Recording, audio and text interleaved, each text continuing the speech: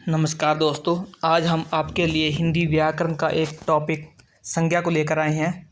संज्ञा का मतलब होता है नाम, किसी का भी नाम, नाउन। जैसे हम इंग्लिश में नाउन कहते हैं, वो संज्ञा होती है। संज्ञा किसी का भी नाम, जैसे किसी व्यक्ति, वस्तु, स्थान, प्राणी, भाव आदि के नाम को संज्ञा कहते हैं।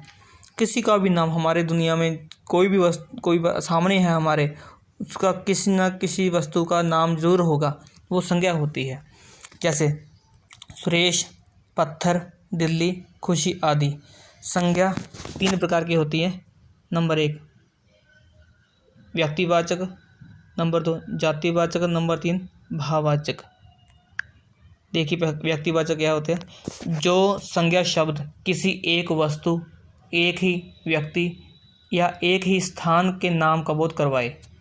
कहने का मतलब वो एक व्यक्ति का बोध करवाए, एक वस्तु का ही बोध करवाए या एक स्थान का ही बोध करवाए, तो उसे हम व्यक्तिवाचक संज्ञा कहते हैं। जैसे दिल्ली एक का ही बोध करवा रहे हैं।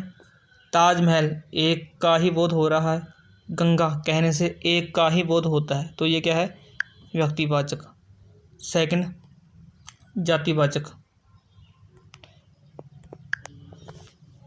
जो संज्ञा शब्द किसी व्यक्ति, वस्तु, स्थान, प्राणी आदि की संपूर्ण जाति का बोध करवाए।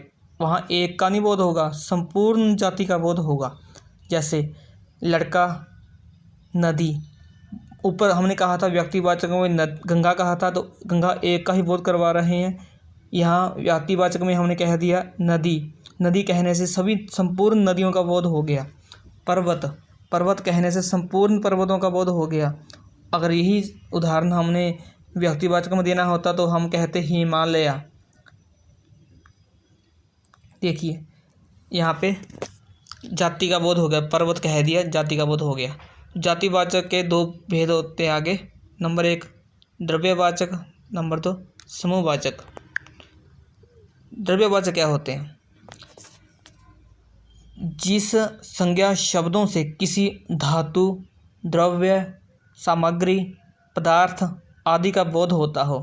किसी कोई धातु के बारे में बात हो रही है तो, या द्रव्य के बारे में हो रही है, या कोई सामग्री मटेरियल के बारे में बात हो रही है, कोई पदार्थ की बात हो रही है, तो वहाँ पे द्रव्यवाचक संज्ञा होती है। जैसे चांदी, सोना, हीरा, ये सब द्रव्य है, इसके बारे में बोध हो रहा है, तो ये द्रव्यवाचक संज्ञा होती है। नंबर 2 समूहवाचक। जिन संज्ञा शब्दों से किसी एक व्यक्ति का बोध न होकर पूरे समूह का, समुदाय का बोध होता है, पूरे इकट्ठ का बोध होता है, उसे समूहवाचक संज्ञा कहते हैं। जैसे नाम से स्पष्ट है, समूह का मतलब इकट्ठ। जैसे पुलिस चाहे 2 आदमी हो तो भी हम पुलिस कहेंगे, 10 आदमी हो तो भी पुलिस कहेंगे। सेना, आर्मी, एक को भी हम सेना कहेंगे, 2 को भी सेना। झुंड हमेशा एक से ज़्यादा का ही होता है, 2 से ज़्यादा, 3, 4, 5 जितने भी होंगे उसको हम झुंड कहेंगे। तो ये सब शब्द हैं वो समूहवाचक संज्ञा में आएंगे। आगे लास्ट 3rd पार्ट भाववाचक संज्ञा। भाववाचक, इसको हम ध्यान से देखना है। जिन संज्ञा शब्दों से पदार्थों की अवस्था, गुण, दोष, धर्म, दशा आदि का बोध हो, उससे भाववाचक संज्ञा कहते हैं। भाववाचक जैसे जवानी, बुढ़ापा, मिठास, कड़वाहट, खट्टा आदि, कुछ भी हमारे गुण, दोष, कुछ भी, धर्म, दशा, कुछ भी हो सकते हैं, वो सब हमारे मन के भाव होंगे, तो उसे हम भाववाचक संज्ञा कहेंगे। तो ये थी हमारी आज की वीडियो। इसमें हमने संज्ञा के 3 प्रकार और एक के 2 प्रकार, जातिवाचक के 2 भेद पढ़े हमने, द्रव्यवाचक और समूहवाचक, और 3 भेद होते हैं संज्ञा के मेन। इसमें होते हैं व्यक्तिवाचक, जातिवाचक और भाववाचक। तो ये हमने ध्यान से देखना है। अगर आपको ये वीडियो अच्छे लगे तो लाइक और कमेंट ज़रूर करना, आगे शेयर भी करना।